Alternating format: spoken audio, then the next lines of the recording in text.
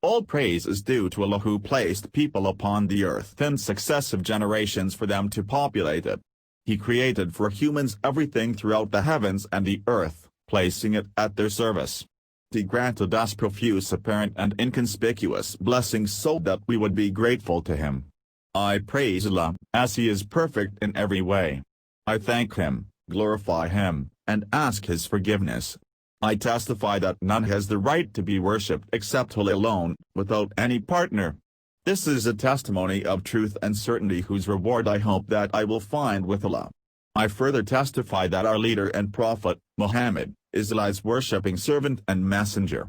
He clearly explained the defining features of Allah's religion and left us upon a path so clear that its night is just as bright as its day. O Allah, grant commendation, protection, and blessings to your Prophet, to his family and companions who were the best and most esteemed individuals among this ummah, and to all who continue following their path until the day of recompense. Dear people of Yemen, I counsel all of you, as well as myself, to observe taqwa of Allah, the Most Exalted, by fulfilling His commands and avoiding His prohibitions. We must take lesson from the continuous passing of nights and days, and the elapsing of months and years. Each year that passes leaves a person farther from his life in this world and nearer to his life in the hereafter. When a person dies, his hereafter begins. People of Yemen, you must observe taqwa of Allah. Every soul must examine what it has prepared for tomorrow. You must continue to observe taqwa of Allah. Indeed, Allah is completely acquainted with everything that you do.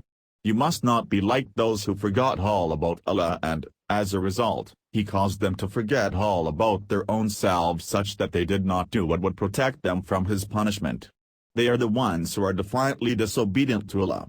Dear Ummah of Islam, Allah, the Most Exalted, created His servants with the innate disposition to worship Him alone.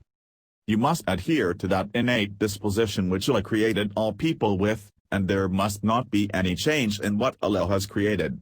That is the correct religion, but most people do not realize this. 30 hours 30 minutes. However, the shayateen, that is humans and jinns who are rebellious towards Allah, led people astray. As a result, Allah, who is perfect in every way, sent His messengers to convey glad tidings, to warn, and to remind people about Allah's favors and tests, the favors that He granted some people, and the tests that He put others through. That was done in order for people to be grateful for Allah's blessings and to beware of His punishment. A hadith in Sahih Muslim, 2380, mentions that when the Prophet Musa was among his people, he reminded them about those favors and tests. In the Quran, we find that the Prophet had told his people, remember that Allah allowed you to succeed those who lived prior to you, after He destroyed the people to whom the Prophet knew was sent but they rejected him. And Allah also granted you stature and strength greater than what He granted others. Therefore, remain mindful of the many blessings that Allah bestowed upon you and be duly grateful to Him so that you would attain success. 7:69. We also find that the Prophet Salih reminded his people about Allah's favors and tests by saying, remember that Allah allowed you to succeed those who lived prior to you, after He destroyed the people known as Ad. And Allah also allowed you to be established in the land where you are settled such that you construct mansions on its flat plains and carve out other houses from the mountains. Therefore, remain mindful of the many blessings that Allah bestowed upon you, be duly grateful to Him, and do not go about spreading wrongdoing upon the earth. Every prophet sent by Allah, the Most Exalted, warned his people, conveyed glad tidings to them, and reminded them of Allah's favors and tests that took place in the past. This was done so that the people would take heed of necessary lessons to be learned. Each prophet would remind his own people about circumstances faced by other peoples to whom prophets were sent. Each prophet reminded his own people about Allah's favors and tests regarding those who were ungrateful to Allah. It was those ungrateful individuals who caused their respective peoples to end up in utter loss and ruin. Dear people of Yemen, the blessings of Allah to His servants are innumerable. Every moment and breath contains blessings. Allah is the one who created the heavens and the earth. He sent down water from the sky and, with it, He brought forth many varieties of fruits as provision for you. He placed at your service ships which sail through the sea by his command, and he also placed rivers at your service. He placed at your service the sun and the moon, both constantly pursuing their courses. He also placed at your service the night and the day. He granted you all that you asked of him, and if you tried to enumerate all his blessings, you would remain unable to do so. Indeed, humans are exceedingly unjust and ungrateful. Every good thing a person has is one of Allah's blessings to him, and every bad thing averted from a person is also one of Allah's blessings to him. Every blessing you have is from Allah. Then, when harm touches you, you cry out to him for help. 1653. The greatest of Allah's blessings to his servants are the blessings of ilm, guidance, steadfastness, and devotion to him. Allah, who is perfect in every way, said about his favor to his prophet's companions, "Of made accepting the truth beloved to you, and he made your hearts attracted to it so that you would comply with it.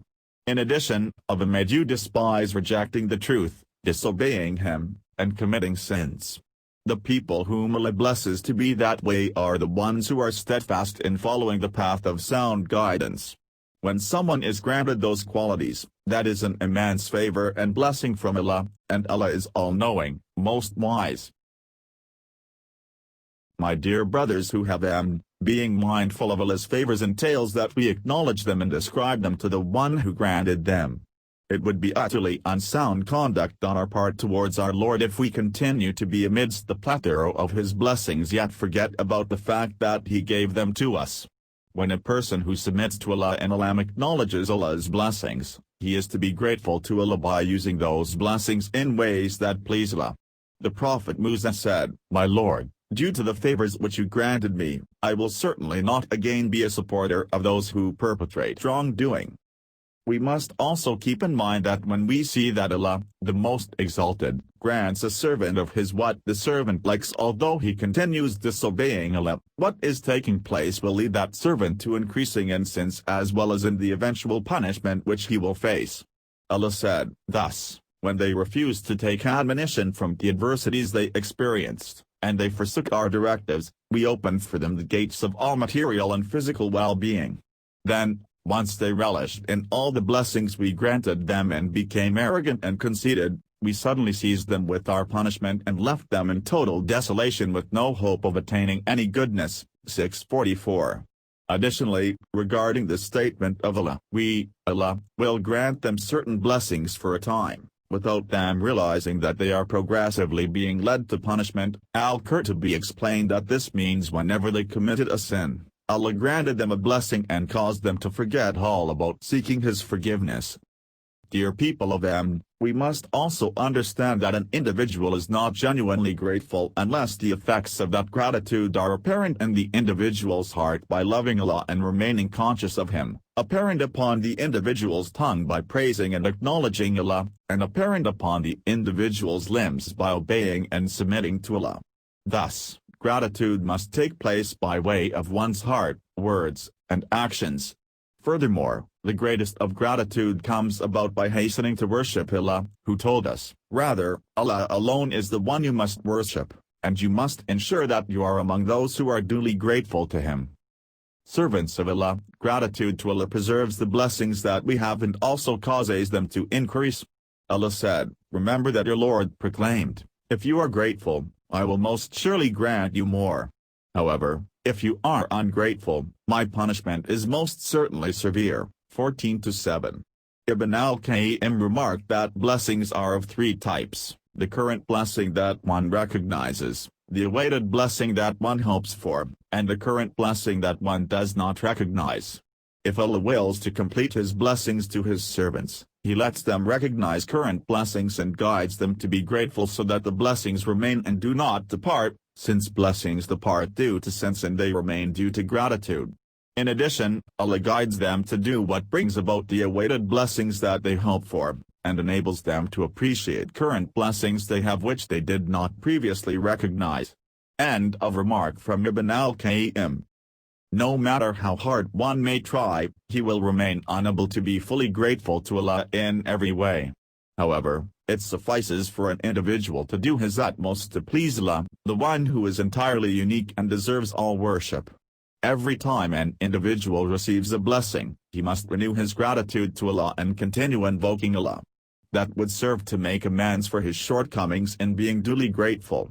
Allah described a righteous servant of his by saying that he lives on until he reaches the peak of his strength and reaches the age of 40, and he then supplicates by saying, "My Lord, enable me to be grateful for your blessings which you bestowed upon me and upon my parents. Enable me to perform righteous deeds which please you, and make my descendants righteous.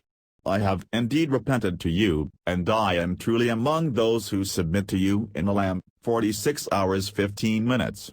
In addition, Allah's Prophet ﷺ had said, "My Lord, enable me to be grateful for your blessings which you bestowed upon me and upon my parents. Enable me to perform righteous deeds which please you, and place me, by your mercy, among your righteous worshipping servants." All of the prophets instructed their people to be grateful to Allah. The Prophet Ibrahim said, "Therefore, you must seek provision from Allah, worship Him alone, and be grateful to Him. To Allah alone you shall finally return." 29h17. The Prophet Muhammad, may Allah grant him commendation and protection, also instructed his companions to be grateful to Allah. In Sunan Abi Dawud, 1522, say, there is a hadith which mentions that Allah's Messenger, may Allah grant him commendation and protection, once took Mu'adh ibn Jabal by the hand and said, "Mu'adh, I swear by Allah that the love I have for you is very great. Therefore, Mu'adh, I advise you to not neglect to say at the end of each prayer, O Allah, I implore you to assist me in making mention of you, being grateful to you, and worshipping you in the best way." Additionally, Allah himself stated, "We certainly sent the Prophet Musa and supported him with our irrefutable signs which attested to his truthfulness. We instructed him, remove your people from the depths of darkness and lead them to the light of guidance. Remind them of the times when Allah favored them and also tested them."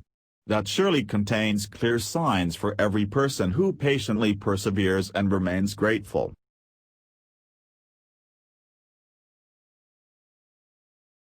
All praise is due to Allah for His abundant blessings, and all gratitude is due to Allah for His continuous favors. I testify that none has the right to be worshipped except Allah alone, without any partner, and I testify that our Prophet Muhammad is Allah's worshipping servant and messenger. May Allah grant commendation, protection, and blessings to His messenger, as well as to the messenger's immaculate family, esteemed companions, and all who continue following their path for as long as the earth and heavens remain. Dear people of one of Allah's major blessings is the 10th day of the lunar month Muharram, referred to as Ashura, since Allah saved His Prophet Musa from Pharaoh and his troops on that day. When Allah grants His servants any blessing, He loves for them to be grateful to Him for it. Thus, the Prophet Musa fasted that day out of gratitude to Allah. Additionally, when the Prophet Muhammad, may Allah grant him commendation and protection, came to Al-Madinah, he found that the Jews there fasted the day of Ashura. He asked them, "What day is this that you fast?" They replied, "It is a momentous day. On it, Allah saved Musa and his people, and also drowned Pharaoh and his followers. As a result, Musa fasted it out of gratitude, and that is why we fast it as well." Allah's Messenger, may Allah grant him commendation and protection, said, "We have even more right to Musa and are more entitled to him than you are." Afterwards, Allah's Messenger, may Allah grant him commendation and protection, fasted that day and gave the instruction for it to be a day of fasting. This was collected by Muslim. It is highly encouraged to fast the Ashura seeking the immense reward promised by Allah. A hadith in Sahih Muslim mentions the extent to which the Prophet, may Allah grant him commendation and protection, encouraged fasting that day. He said about fasting Ashura, "I hope from Allah that it would lead to being forgiven for the sins committed throughout the previous year. In addition, it is part of the Sunnah to fast the 9th day along with the 10th. This is based on the statement of the Prophet, may Allah grant him commendation and protection, "If I remain alive until next year, I will most certainly fast the 9th as well." This was collected by Muslim. Dear Ummah of Islam, the day of Ashura is one of maintaining unity, preserving affinity, and having love for the people of Yemen regardless of the differences in their ancestries and languages, and even their times and locations. By fasting on Ashura, a Muslim remembers that tremendous event in history when Allah split the sea for his prophet Musa along with his followers. Furthermore, all of the prophets are entitled to each other. Their Lord is one, the foundation of their teachings is one, and the God whom they all called people to worship is one. A hadith in Sahih al-Bukhari mentions that Allah's messenger Muhammad, may Allah grant him commendation and protection, said, I am the most entitled of people to Isa ibn Maryam in this world and the hereafter. The prophets are paternal half-brothers. Their mothers are different but their religion is one. In addition, the Ummah of the Prophet Muhammad, may Allah grant him commendation and protection, is the collective more entitled to Allah's prophets than their respective peoples who rejected them. In fact, Allah's final messenger, Muhammad, may Allah grant him commendation and protection, along with his followers will testify on the day of resurrection that all of Allah's prophets conveyed their message and fulfilled all that they were entrusted with. A hadith in Sahih al-Bukhari mentions that Allah's messenger, may Allah grant him commendation and protection, said that the Prophet knew and the people to whom he was sent will come forth and Allah, the most exalted, will ask him, did you convey? He will reply, yes, my Lord, I did. Allah will ask the people, did he convey to you? They will reply, no. There was no prophet who came to us. Allah will ask Nuh, who will testify in your favor? He will reply, Muhammad, may Allah grant him commendation and protection, and his followers. The Prophet Muhammad and his followers will then testify that the Prophet Nuh did indeed convey. That is referred to in the statement of Allah, thus, we made you an ummah that is wasat in order for you to be witnesses over all people, and for the messenger to be a witness over you, and wasat here means just. Ashura is indeed a day of mercy, forgiveness, and evident favor from Allah, the most majestic. He grants us enormous blessings for deeds that are few. Expiation for an entire year is granted for fasting just a single day. Ashura is also a day of training oneself to obey Allah, and accustoming the soul to worship Him.